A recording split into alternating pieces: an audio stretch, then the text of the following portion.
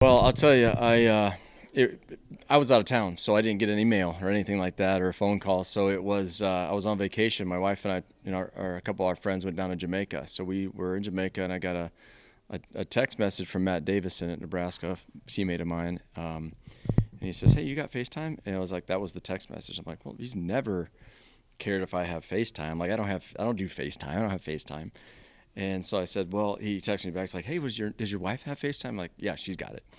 So he goes, I'm going to call you. So he calls me, and I just thought it was really strange that he would be calling or texting me about FaceTime.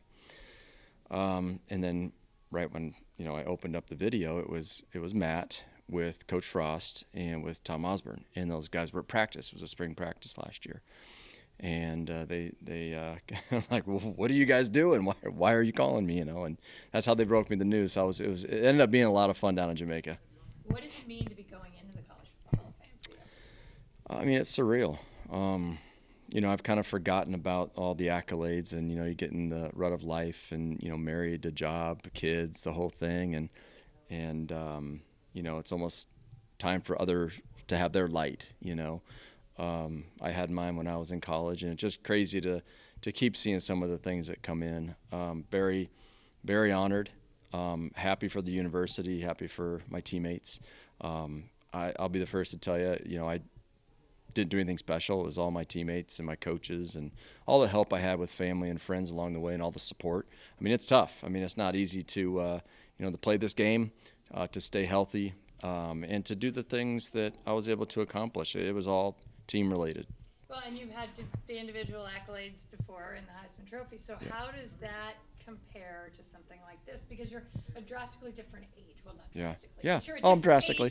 age. You're a different age than you were at Yeah. that time. How's the perspective different? I think a little bit different. It's to me, it's one of these things where you represent something different, and your state where you're from. There's others obviously that are on this list. It's bigger than. I mean, it's still a really small number. One thing that kind of struck me when I got back from Jamaica, I opened up the letter and I read it, and it was still like a fraction of a percentage of the people that play this game that get honored like this. And it had some small number, like 1,000 people or something. I can't remember how many people are in this. I'm still learning about this. It's so new.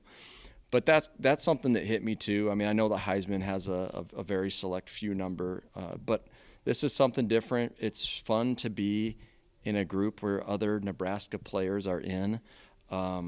Other college football players are in that and played against and that you watched. I mean, when Eric Dickerson got on, he's like one of the first guys that I congratulated. He was in the class of 2020 as well. I really like Eric Dickerson, admired the way he played the game, loved his running style and his toughness. And, watching pro football when I was a kid, he was one of the guys that stood out to me. So it was just fun to be, around guys that you idolized as a kid.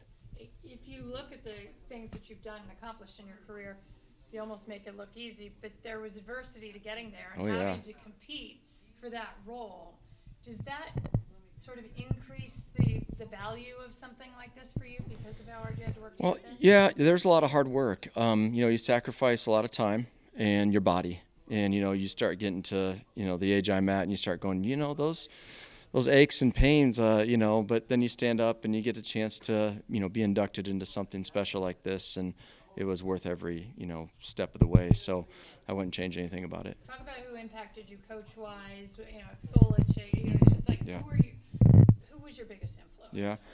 I mean, I had a lot of great influences. I was very, very lucky to have great youth football coaches that kept me excited about football.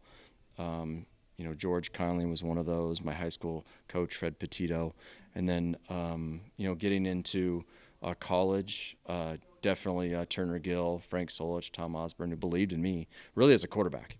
I had Notre Dame and I had Ohio State looking at me, but they wanted me as kind of like that athlete. They didn't know where they would put me. But Nebraska was always, we wanted you as a quarterback, and that kind of sealed the deal for me. And it was really hard to say no to Nebraska in the 90s. Yeah. Really hard. Yeah, that is. Can I ask one question? Yeah. How special is the University of Nebraska? Yeah, great question. I mean, I was actually the firstborn generation in Nebraska, but my mom's side of the family came in for Offutt Air Force Base, so they got stationed there. And were from all over the country. My dad was from California, my mom born in Tennessee, but brought to Nebraska. It's a special place. They all stayed. You know, they loved it. They loved the football. They loved the people. They loved the state. They loved their jobs, and it became home.